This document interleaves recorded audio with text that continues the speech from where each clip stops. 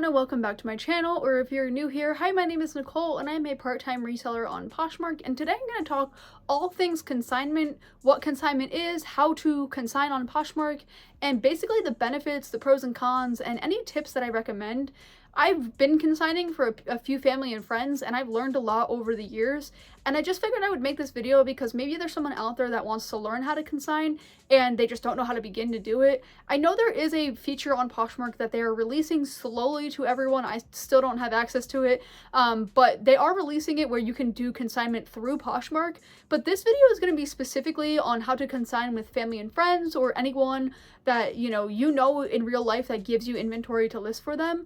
This is going to help you really get started, and so hopefully this video is helpful for you. And let me know down below if you've done consignment with anyone that you work with, or what you think are your best tips to give someone who's starting out with it, because I think this is such an interesting space that we could all learn from. And so let me know down below anything that you've learned that you think would be really helpful for somebody else.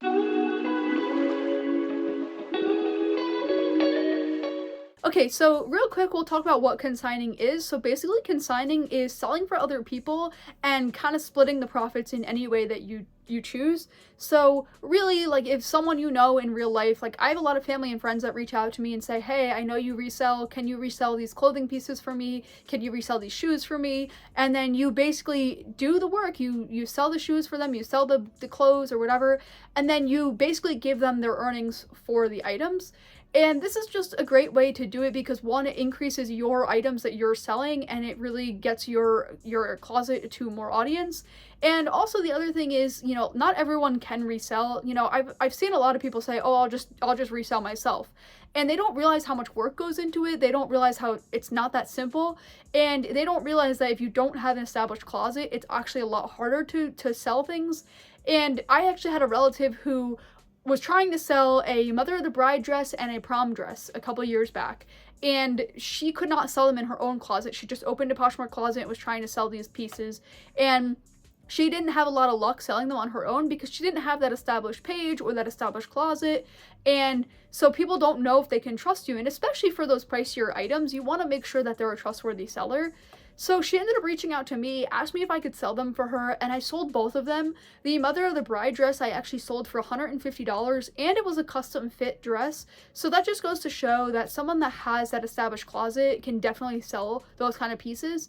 So this is why it's great to consign for people, because you can really help them make money, but you could also get something out of it yourself. Now, again, there are things I'm going to recommend that you do with consigning, because I didn't really know what I was doing in the beginning. I just started kind of doing it randomly, but I learned a lot over the years. So I wanted to walk you through those things that I've learned in this video with different tricks and tips, because I think this could help someone out there that wants to also do this. So the first one that is so important, and I cannot stress enough, you need to write up a contract. I don't care if they are a close relative, a cousin, a family friend, someone that you've known for your entire life, or just your best friend. It doesn't matter, you need to write up a contract because anything could go wrong at any point, and you need to have it in writing. They need to know this, and they need to sign off on it. So I recommend just creating one giant contract for all of your consigners and basically just keep it the same. But if you really wanted to switch it up for, family, have one contract, for friends, have one contract, etc., then you could do that. But I just recommend that having a contract will really save you in so many cases, especially if things go south, which you don't expect them to, but again, take it from me who's had all these different experiences. It's very important to make sure that you write up a contract. Be as upfront as possible and really just lay it out there with them. So basically, you want to explain the process to them so you make it how you want. This is your business, you decide the process. So whether that be you're going to keep their items for a certain amount of time, and if they don't sell, you're going to give them back to them, or that maybe you're gonna, pay them per bag and not per item, or maybe you're gonna pay them as each item sells, or maybe you're gonna pay them their price for, every item that sells, but you're gonna pay them monthly, whatever the cost may be. Maybe they're gonna go and give you a bunch of bags, and you're gonna go through it ahead of time and say, these are the items that are gonna sell, these are the items that are not gonna sell. there are so many different strategies here that you need to take, but you need to pick what works for you, and you need to do that. And at first, I was just collecting anything and anything that anyone wanted to give me, because I was like, oh, this is great. The more, the better. And then I started listing things that like I knew were not going to sell, and they were just clogging up my closet. So now I'm a lot more picky. I actually go through the items that I consign for people before accepting them, and then I will either give them back what they gave me that I can't sell, or if they tell me I can donate it or whatever, I will do that. But I go through everything first. I don't just assume I can list everything, because again, people who are just getting rid of things might give you things that have stains or flaws or are missing pieces. You just really never know. And again, not to say that you can't sell things that are broken or flawed or anything like that, but you want to make sure that you're selling quality pieces at the same time. So write up that contract and make sure you're clear with the guidelines that you are going to follow for your closet, and make sure the consignor is aware of what that process is. And then make sure you set up your payment plan. So again, like I said, if you're going to pay them after every sale, if you're going to pay them monthly, or if you're going to have some other kind of system that works, or if you're just going to pay them per bag, set up a transaction, whether that be, you know, cash or Venmo or PayPal or something like that, or you're going to do a bank deposit, again, depending on who the person is. You want to make sure you have an established set up way to pay, and maybe a set schedule. So maybe you're going to pay on the first of every month. Maybe you're going to pay on the last day of every month. Make sure it's consistent, and make sure you set that up with them, because again, things can go wrong. They can say that you didn't pay them or whatever. You want to have a record of it. Now, I would say cash is probably the least safe, just because there's not necessarily a record of it.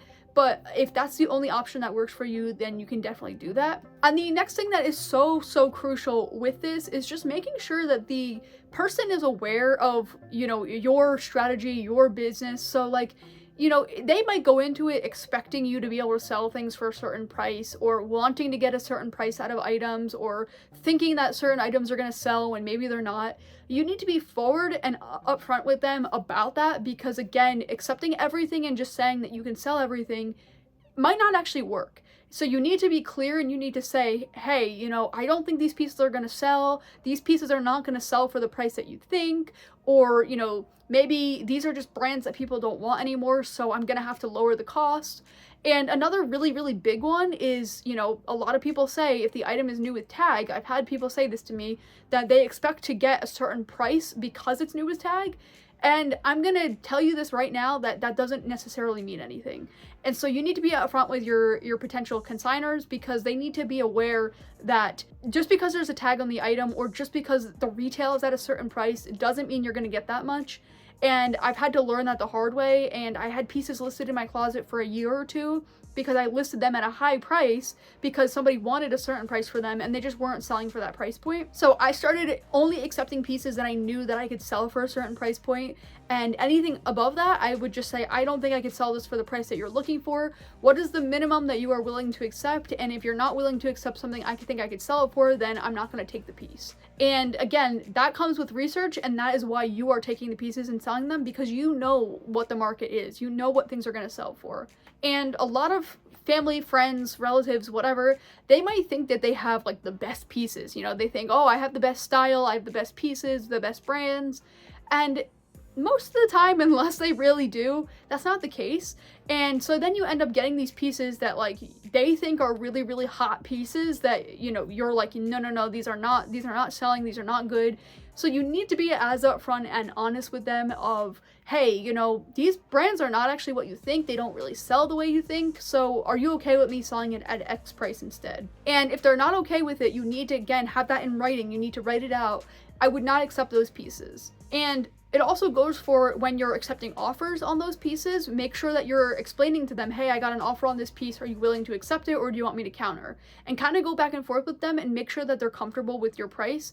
And if you don't want to do that, you can just get their lowest at, you know, the beginning with all the items, and make sure that you understand what you can sell the item for, because you don't want to run into that situation later down the road. Another really important thing that you can do with consigning is make sure that you don't take on more than you can handle. Again, it's really easy to just take everything because it's, you know, good inventory to get listed. But once you start taking on too many things, it becomes overwhelming. You're not going to want to list things. You're going to get overwhelmed. You're going to get backed up. And then it's just going to be a recipe for disaster. So don't take on more than you can handle. Take on small amounts at once, and you could always go back and get more. The next thing that you want to remember is you need to be organized and you need to keep track of the inventory that you are selling, especially for other people. So I used to have a separate section in my wardrobe of the things I was selling for other people. I also used to keep track in a spreadsheet. There are just ways that you need to keep track of this stuff because it's not stuff that you purchase, so you need to make sure that when you are selling it, you know what piece it's coming from, especially if you consign for a bunch of people. And also, it's really important to track that so that way you know how much you're paying them whenever you're supposed to be paying them. So keep track of this, whether it be a spreadsheet or something else. Make sure it's very, very clear, and also maybe even give access to your client to the closet so they could see what you're selling, so maybe they can track it on their own as well. It's really important to track and be organized because, again, I've had issues where I wasn't organized and then I was losing pieces or I wasn't keeping track and I had to go back through and calculate how much I owed someone, and it's just a little messy to do that. So staying organized and staying on top of it is like the best thing that you can do. And I briefly touched on this before, but only take what you really think you're going to be able to sell. Don't take things that you're not confident on. Don't take things that, you know, you really don't want to list. Don't take those pieces that are extremely complicated that you're not even going to know how to list. Make sure you're only taking pieces that you really think are going to sell because, again, you don't want to get backed up. You don't want to just bog down your closet with a bunch of like basics or anything like that. You want to make sure that you have pieces that are going to sell and that people are going to want. And the final tip I want to leave you with, and I mentioned this earlier, but I think I need to stress it more just because it's so important and a lot of consigners don't understand this. Retail does not equal resale. Just because it retails for a certain price does not mean that the resale is going to be at that same price. And there are so many brands out there that are pretty expensive to begin with. I'll name a few, you know, Michael Kors, Lauren Ralph Lauren, Chico's, you name it. There's so many out there that are pricier to begin with, and people think that the resale value is going to be there for those brands, or if they're, you know, new with tag price or their original retail price is really, really high, that means it's going to resell well.